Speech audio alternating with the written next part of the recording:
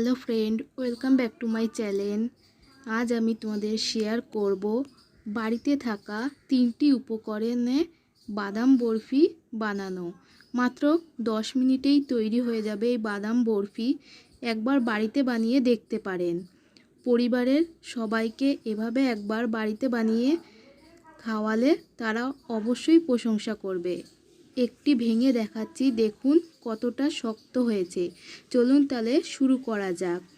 প্রথমে একটি কড়াই বসিয়ে নিয়েছি। কড়াইতে দিয়ে দেব 1 কাপ বাদাম। 1 কাপ মানে এখানে 200 গ্রাম বাদাম আছে। এবার গ্যাসের ফ্লেম লো টু মিডিয়াম ফ্লেমে রেখে বাদামগুলি ভেজে নেব। এখানে হাই ফ্লেমে দেওয়া যাবে না, তাহলে তাড়াতাড়ি বাদামগুলো পুড়ে যেতে পারে। লো টু মিডিয়াম ফ্লেমে রেখে ভালো করে বাদামগুলো ভেজে নিতে হবে। দেখুন বাদামগুলো ভাজা হয়ে গেছে। এবার গ্যাসের ফ্লেমটা অফ করে দিয়ে ঠান্ডা করে নেব 10 মিনিটের জন্য। 10 মিনিট হয়ে গেছে, ঠান্ডাও হয়ে গেছে।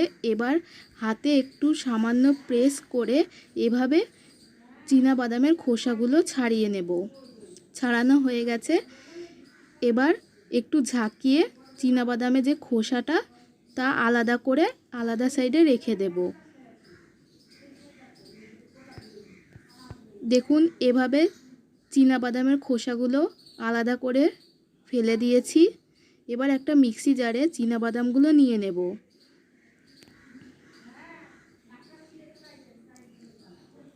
এবার বাদামগুলো ভালো করে গুঁড়ো করে নিতে হবে। বেশিক্ষণ গুঁড়ো করা যাবে না, 2 থেকে 3 মিনিট মতো ব্লেন্ডারে গুঁড়ো করে নিলেই হবে। দেখুন গুঁড়ো করা হয়ে গেছে। এবার এখানে একটা বড় সাইজের বোলে একটা স্ট্রেনার বসিয়ে নিয়েছি। এবার কিছুটা বাদামের গুঁড়ো দিয়ে হাতের সাহায্যে প্রেস করে আলাদা করে নেব। যেই বড় বড় দানাগুলো আছে বাদামের, তাহলে সেটা আলাদা হয়ে যাবে। এতে বরফিগুলোও খেতে অনেক সুন্দর হবে। সব বাদামের গুঁড়ো আলাদা করা হয়ে গেছে। এবার আবার একটা কড়াই গ্যাসের চুলায় বসিয়ে দিয়েছি। এতে দিয়ে দেব 1/2 কাপ চিনি। 1/2 কাপ মানে এখানে 100 গ্রাম চিনি আছে, আর যতটা চিনি দিয়েছি তার হাফ জল দিয়ে দেব, মানে 1/4 কাপ। এবার চিনিটা গলিয়ে নেব। এখানে কোনো রকমের একতার বা দুতারের শিরা তৈরি করা লাগবে না। দেখুন চিনিটা গলে গেছে। আবার 1 মিনিট জাল করে নিয়েছি। একটু নেড়ে নিলাম। নেড়ে নিয়ে এখানে আগে থেকে গুঁড়ো করে রাখা বাদামটা দিয়ে দেব।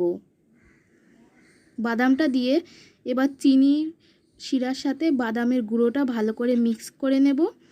যখন ভালো করে মিক্স করা হয়ে যাবে, এখানে দিয়ে দেব 2 টেবিল চামচ গুঁড়ো দুধ। গুঁড়ো দুধটা আপনারা চাইলে স্কিপ করতে পারেন, কিন্তু গুঁড়ো দুধটা দিলে খেতে অনেকটাই সুন্দর হয় এই বরফি। এবার গুঁড়ো দুধটা মিশিয়ে নিলাম। গুঁড়ো দুধটা মেশানোর পর এখানে 2 থেকে 3 মিনিট মতো লো মিডিয়ামে রেখে বরফির ডোটা রেডি করে নেব। দেখুন বরফির পাক দেয়া হয়ে গেছে। এবার একটা থালায় বরফির ডোটা নিয়ে নিলাম।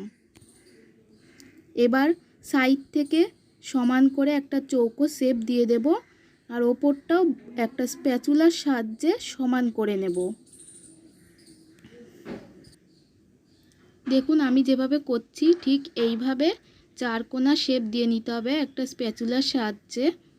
এবার এটা ফ্যানের নিচে ঠান্ডা করে নেব 10 মিনিটের জন্য।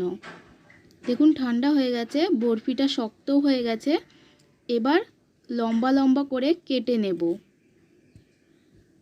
আপনারা চাইলে আপনাদের পছন্দ অনুযায়ী শেপ দিয়ে নেবেন। দেখুন লম্বা করে কাটা হয়ে গেছে।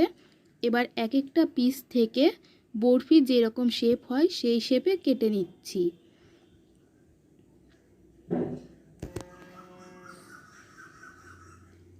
দেখুন কেটে নেওয়া হয়ে গেছে।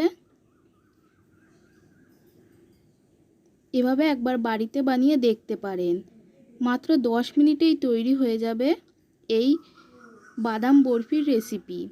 যদি ভালো লাগে প্লিজ আমার চ্যানেলটি সাবস্ক্রাইব করে দেবেন। পাশে থাকা বেল আইকন বাটনটি প্রেস করে দেবেন, যাতে আমার নিত্য নতুন ভিডিওগুলি আপনাদের কাছে সবার প্রথমে পৌঁছে যায়। আর ভিডিওটি ভালো লাগলে প্লিজ লাইক কমেন্ট আর অনেক অনেক শেয়ার করবেন। দেখুন একটা ভেঙে দেখাচ্ছি কতটা শক্ত হয়েছে।